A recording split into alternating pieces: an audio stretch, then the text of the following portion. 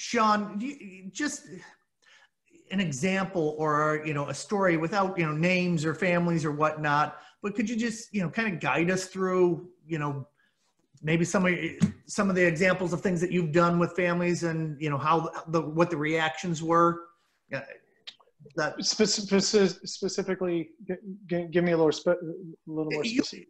I guess I would go through a success story using the software. What are some of the things that you saw coming, as families were building upon these things? What are some of your favorite stories to share with other families?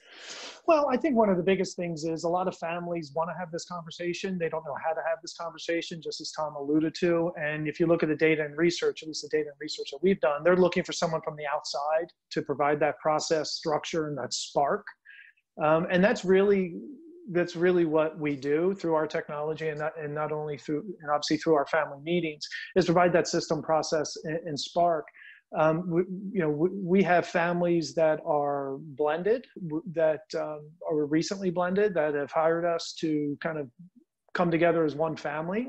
So the 28 families we have now, I think a good 8 or 9 of them are blended. A larger number of them are family businesses trying to figure out exactly how to liquidate the family business. They realized little Johnny was not interested in the business, but maybe little Susie was, and that really surprised them.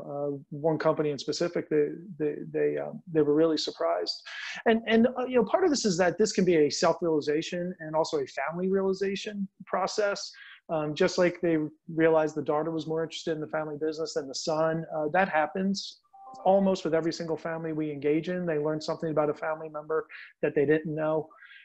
So there's lots of success stories from elevating communication. We also coined the term active gratitude. We think stroking a check is incredibly generous, but what's in the best interest of your family multi-generationally is actively participating in philanthropic events together, getting your hands dirty. I have one family who one element of their shared philanthropic vision is animals, and there was a 5K run or whatever it was, and they volunteered to hand out water bottles to the runners.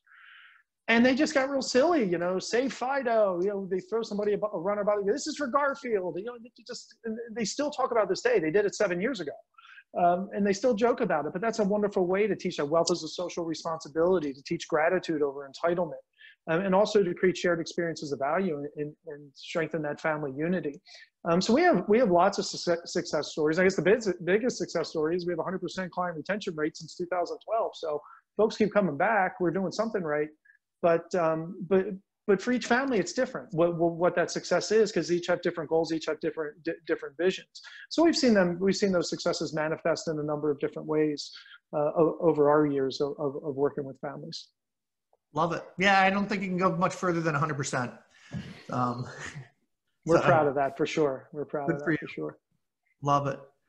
And something you said kind of pairs off of the creating that mindset, that the family entrepreneurial mindset that I do believe that makes such a big difference, Tom, when you give us that picture of the one generation is they're scrapping their way to the top, and we want to make it easier for the next generation, and what you're actually doing is taking away a lot of the things that got you there in the first place.